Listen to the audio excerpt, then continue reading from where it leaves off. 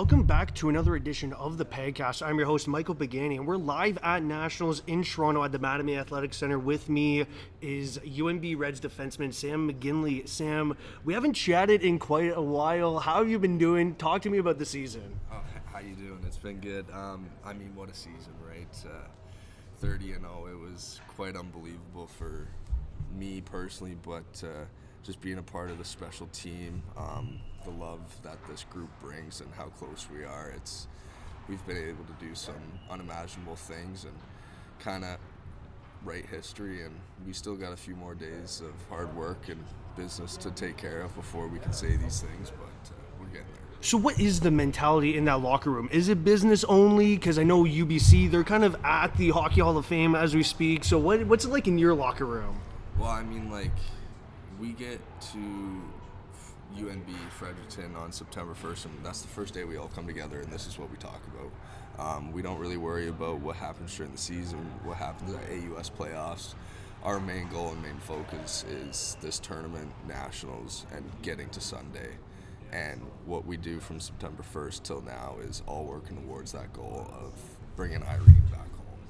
And, I saw the video of you guys winning that AUS finals, and you guys kind of had a mild celebration because you knew that you wanted to be here in Toronto. You knew that was the end goal, and now you're here. What is that? Yeah, that was quite, I thought that was pretty funny.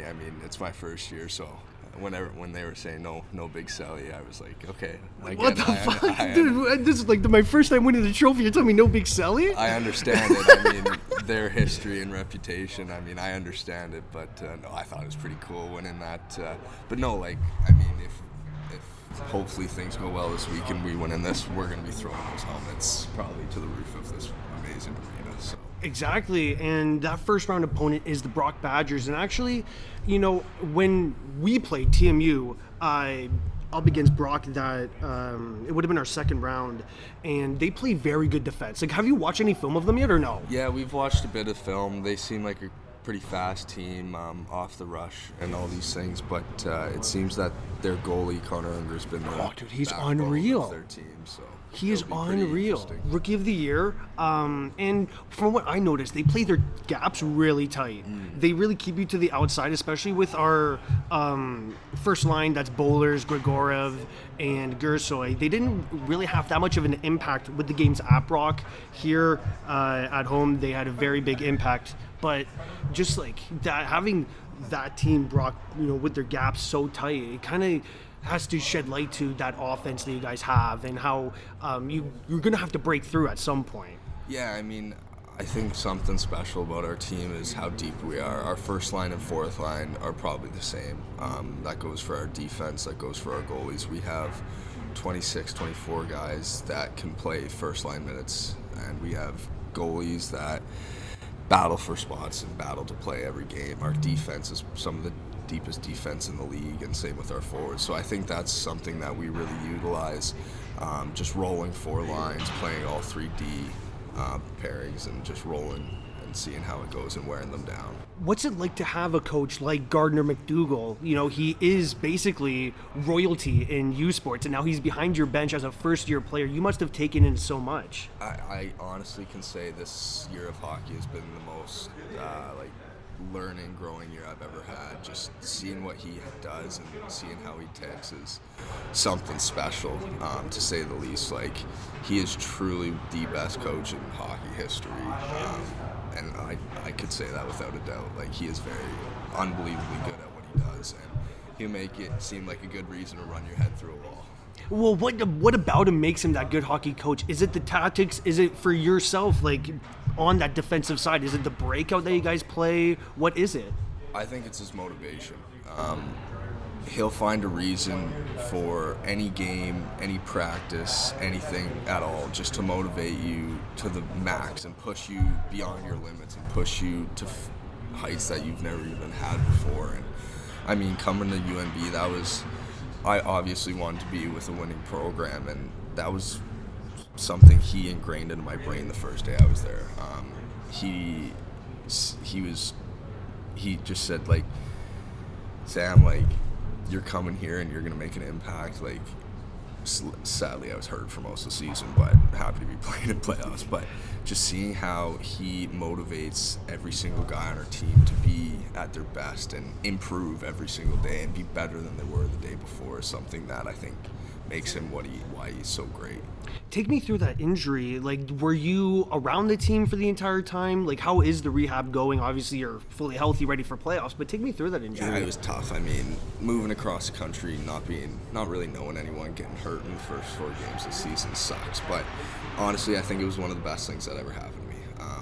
I really took the mental side of the game a lot harder and tried to get through it, just being closer with the guys in the room, being more individually aware about my surroundings and all these things. And I mean, I have great medical staff that helped me get through all those things. And I mean, we're here at Nationals playing, so I mean, things couldn't have gone much better, that's for sure. Well, exactly, and that's the one thing that I guess is a struggle for players is moving across the country, because I think a lot of your players are like not from New Brunswick, the East Coast. Like, they all are imports, to say the least, from other different parts of Canada. So how is it the brotherhood there, or the togetherness that you guys have? Well, something really special is that no matter who coach brings in, he'll ask the team first, and he'll be like, do we think this guy's going to fit with our team? Like, do we think this is going to work out? Like, all these certain things. But obviously with someone like me who isn't known on the team, you're taking that shot in the dark. And luckily, the team is the closest team I've ever been on. Like, these guys are unbelievable people, and on top of that, some of the best players in Canada. So it's great. I think more West guys got to come out East. I mean, it's a great area to play. It's all hockey. They all love hockey out East, and it's just an environment you want to surround yourself in. So.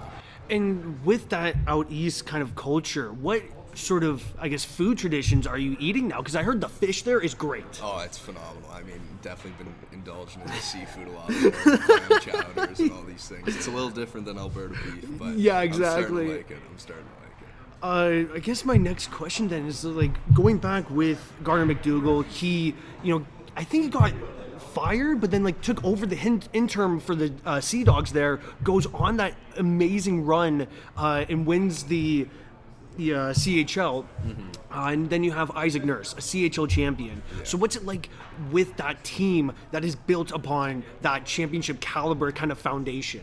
Well, I mean, you can go up and down the lineup. Nico Savoie, who just won the Memorial Cup this past year, comes from the East Coast, and he has been an unbelievable player for our D.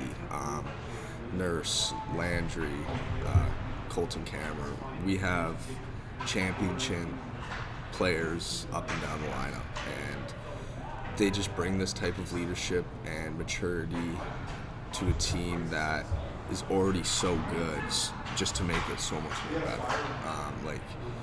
What they do in the dressing room and behind the scenes with players is something that will never get spoken about enough, but it's something that is why we are as good as we are. I mean, coming in, it was hard, don't get me wrong, not knowing anyone, but Cade Landry and Colton Cameron were huge factors into why I felt so comfortable so quickly. They took me under their wing, just invite me out, trying to get to know the boys better, and it was something that, I mean, I'll thank them for the rest of my life, and it was something that I can just be so special about.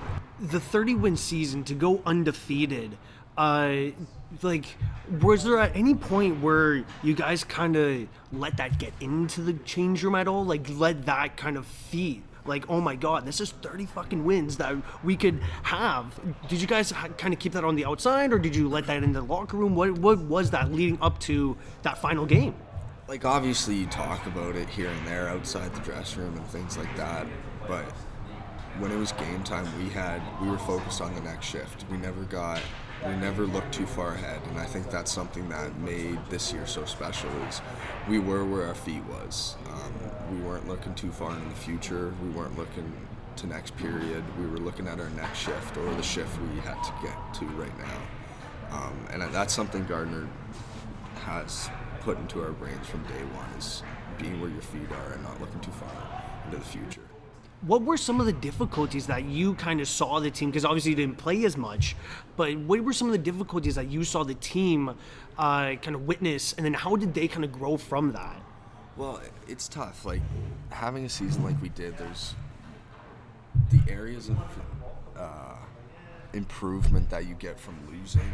Like, losing it can teach you so much. Well, exactly, right? That's why you want to fail at stuff, because how are you supposed to learn from winning, right? But being able to be coached by Coach Gardiner MacDougall and Rob Henniger is special because they've been through so much in their careers, losing at nationals, losing first round of playoffs, all these crazy things that if we were down a period or going into the third losing 3-1 or something like that, they were able to teach us, show us things, and kind of handle that little bit of adversity in that moment. And that's where I think, once again, something special about our group is that we're able to take all this information in real time and kind of apply it to the game at hand, and something that will obviously help us here at Nationals, but for every single one of us going down the line into hockey. What was that playoff atmosphere like for you guys at UNB? Oh, it's nuts. Obviously for me, it's something special, being first time in playoffs.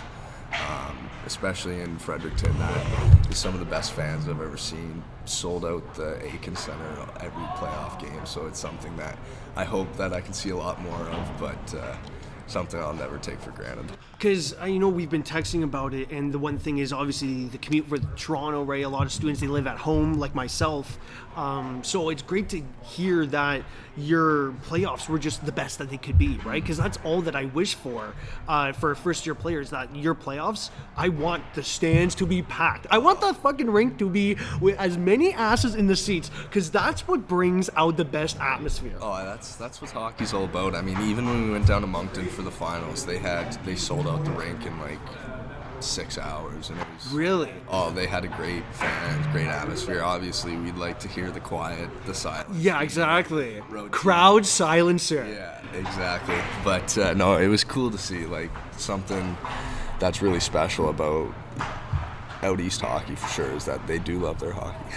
So does it kind of, I don't know if worry is the right word, but the way the brackets lined up, you're only playing teams that you haven't played so far. So that's the Brock, that's the winner of, TMU Calgary. Like, how does that kind of shape up that locker room mentality that you're going into unfamiliar territory, I guess? Well, just as you know, like, most of our team is returning from last year, right? Right, so yeah. We only have probably like 4 or 5 guys that have been in this situation of, all right, like, how do you handle these? But as being one of those guys that are new to these whole things, I have this whole team to look at and to learn from and to ask questions and to do all these things. So, like, for me right now, I'm just really relying on the video and stuff. And then once you hit the ice for that first puck drop, it's just hockey. It is. You don't need to overthink it. It's just hockey. You play your game, you do your thing, and the hockey gods hopefully are on your side, right? Exactly, yeah.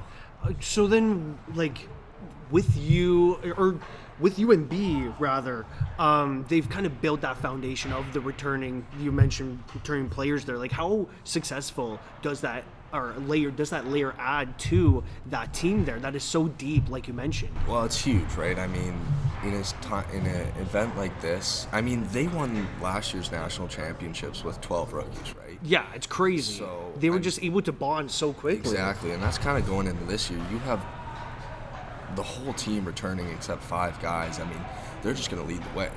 And what we've been doing all year is the guys who haven't been there are just going to learn, adapt, and be in the moment and do their thing. And it's going to be amazing to see. I can't wait to play. I'm just so excited for tomorrow, that's all. How has the flight been? How has the time change been? Because obviously, going from east to, a little bit more central, is that a bit of a struggle for you? Are you getting adjusted to the time zone pretty quickly? Yeah, it was quick. I mean, it's a good thing we got here Monday, get the flight legs out, and we've had a couple practices here, but we're all just excited. We want to get playing. I mean, I'm sure most of us would say we want to play today, so we're all excited to play tomorrow. How was practice this morning? It's good. Great atmosphere. Boys are loud. They're yelling. I mean, we're all just antsy. We can't wait to play Brock. Exactly, you know. What about the legs? Like, because obviously you mentioned the flight. Brock's more or less traveling from on bus. So I think, you know, if I'm a hockey player, former House League hockey player, I would rather travel on bus than flight. How were the legs this morning? I mean, we've been here for a few days now, so they're kind of, all those legs are gone. A couple practices in, and I mean, we do our rehab and all these things, take it pretty seriously. So the legs are good, the body's feeling great. I mean, obviously just can't wait. I mean, this is the best time of the year. This is what we all been waiting for. So. Well, yeah, I mean, like, personally for me, I got ahead of school just because of this. Like, I finished, during my reading week, I finished 5 assignments because I knew this was the week that I wanted to be at. Oh, that's like, the best time of the year. Exactly. This is what we all want. Yeah, it's just going to be so much fun. My next question, with Gardiner MacDougall, who would you kind of relate that to an NHL coach? Like, who's the best comparison, do you think? Oh, geez, I don't even think you can compare it. He's his own guy. Really? Oh, he's special, but it's what he does in the dressing room and how he rallies his troops is like you could almost compare it to an army soldier. Really? He just gets you lined up, ready to go, and you're going to war with all your brothers. Yeah. And, I mean, their logo, or like their little saying on the back of their shirts were last year was like, I go where I'm told, I fight where I'm told, and I win where I fight, or something like that. And That's crazy. yeah, like it's what he does as a coach is just something unheard of. Like all his interviews, I just laugh at because when he's in the dressing room, he's something special. So does he like break it down in the dressing room? Like when you guys got the music going, is he one to break it down? No. Okay. Like even after we won AUS, like he was pretty calm, cool, relaxed. Like he's happy for us, obviously. Like, He's been there, done that, yeah, right? He's done that too many times, but this is what he cares about more. Yeah. Winning Irene and bringing it back to Freddie Beach. Well, I mean, like, you guys are a dynasty. Like, you've joined a dynasty. Can you believe that? It's hard to wrap your mind. My dad actually mentioned that the other day, but I can't even wrap my head around it. It's what he's done at UNB is truly special. It's never going to be repeated again. No. Like, not even, like, no coach could repeat that type of success. No. And it's just because of how his motivation is. It's his work ethic. It's to motivate the guys. It's his attention to the details, right? Oh, 100%. 100%. Like, he is, like, the amount of little quotes and sayings around our dressing room, I could probably be in there for a whole year and not even read them all. Like, we have alumni, we have articles, we have all these special things around our room just to show the history and what we're playing for and what this group is meant to bring. I guess, like, okay, so you mentioned the mottos there. Like, is that, because I don't know, or I've never been really in our dressing room, I'll be honest. We might have a few mottos, but when you mentioned that, like, how much motivation does that? Because that's just a saying, right? You still have to go out there and play. 100%. Like, I mean, hopefully you'll get to hear it, but you should see our pregame warm-ups. Like, they're pretty intense. We're all yelling, screaming. Like, all these mottos and stuff, yeah, they wouldn't mean as much if it was just one guy saying it, but you have 24 guys yelling this at the top of their lungs. It's just dialed in. Like, it just gives you shivers throughout your body, and, like, it's, when I first saw it, I was standing there. I was just shocked. I was like, this is unbelievable. Like, this is the culture I want to be in. The coolest thing I've ever seen, and to be a part of it is unreal. Who is your roommate for this road trip? I got Colton Kammer. He's one of my good buddies. Yeah. He's a leader in his own sense. Captain of Hamilton when they went to Memorial Cup. He is probably one of the hardest working guys. Sadly, he missed last season due to a knee injury that took him out for the year, but he's back, ready to go. Kind of, he's got some unfinished business to do at this tournament. Well, I mean, it's funny you mentioned that because that was the tournament that MacDougall was the head coach for the Sea Dogs, right? So it's kind of funny that, you know, we mentioned at the top here, like how funny it is where people end up. Oh, there's a lot of those stories. I mean, Gardner's such a smart guy. When he sees a special player like that isn't going to pro, he'll hop right on top and get that guy to his program immediately because he knows what, first off, the character he brings, and then second off, how good he is at hockey. So it's cool to see. I can't wait to see what he has in store for us this weekend, that's for sure. And were you assigned that roommate, or did you choose?